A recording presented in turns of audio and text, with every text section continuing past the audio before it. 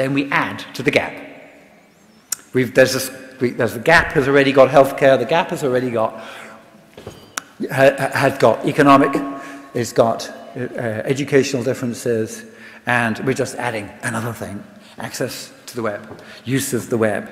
And so we looked at all kinds of things, and so we've looked at, the Web Foundation, we just created this Web Foundation because we think this is an issue. We are up for help. It's a bigger issue than any of the issues we've tackled before. People involved in web technology are really typically very excited about it. They're naturally drawn to trying to help, but it's huge. There's lots and lots of organizations in the field working on different areas of development, working on different areas of technology, and quite lots of them working on technology for development. We've already had people working on mobile technology for development.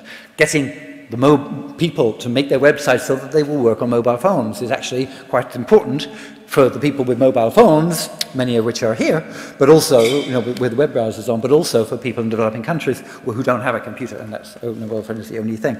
So we understand a bit about this, but we understand there's all kinds of other things. There's literacy. There's the actual cost of buying a piece of equipment. There's the cost of if you're not buying open source software, a huge amount you might end up paying for software, hundreds of dollars for the operating system if you buy a proprietary one. Maybe nearly $900 if you buy a screen reader because you're visually impaired. So things which really rule these things out. There's costs, so there's bringing down the costs of connections, which people are hopeful about because, for example, in Kenya and Uganda, the fiber optic is hit, but nobody knows whether the price will come down. There is trying to make sure, did I say literacy? Literacy doesn't just happen. Literacy doesn't just happen in Uganda, nor does being poor, nor does not having a computer just happen in developing countries. There's explaining to people how to use the web. So there's all kinds of ways in which some people may be motivated to get onto the web or demotivated to get onto the web. One of the lack of local content, the lack of stuff in your own language. You've been shown this great web, the person in the village that you've admired for ages because they've got a web phone that does web, you've gone out of their hut, you've looked at it and you're not convinced because there's nothing you can understand, because there's nothing in your language.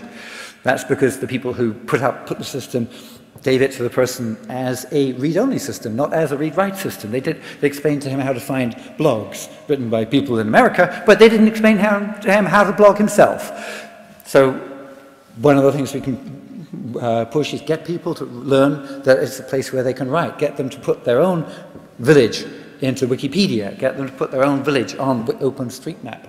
And if they do that, maybe we can then create these local communities which will give them an incentive so that, that they will actually, when they get interested in getting onto the web, when they go to a local telecenter, community internet center, they'll get all fired up about it because there's something. So what's the economics of how all these things work? Which of all these things is the crucial thing that we're going to push on? Of all these things that all these metrics about how developed people are, of all these ways in which we could fund things, of all the ways in which we could target volunteers, which then the Web Foundation is asking is the key one, which is the one that we're going to get most excited about and we should all jump on, which is the key thing in the Web Foundation. I don't know that one. So that one, we're asking for that one. I think the answers may be different in every country.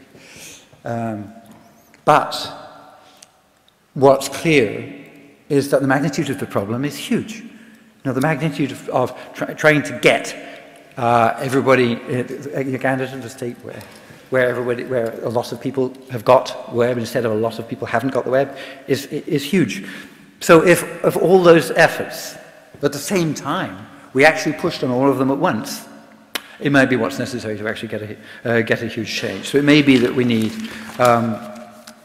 just a massive piece of leadership by, for example, people in Europe going out there and saying, you know what, we've analysed the situation, we've realised we're going to have to do lots of things, but going to industry and saying that now is the time to do it, now is the time to invest, going to the government saying now this is the time to push, going to the people and saying this is the time to learn, this is the time to talk to your friends about it and getting it. So one possible scenario is we just decide that in 2010 we're going to go for it, we're going to pick a country, we're going to go for it, we're just going to focus on it, we're going to fund it, we're going to subsidize it, we're going to encourage it, we're going to go to it, we're going to twin its cities with our cities, we're going to twin its schools with our schools, and we're going to just raise the temperature so that it starts to boil.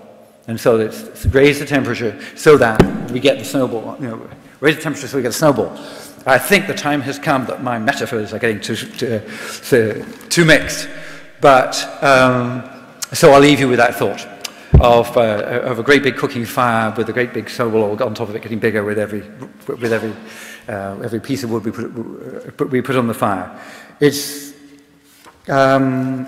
this report is interesting, but it talks about European competitiveness.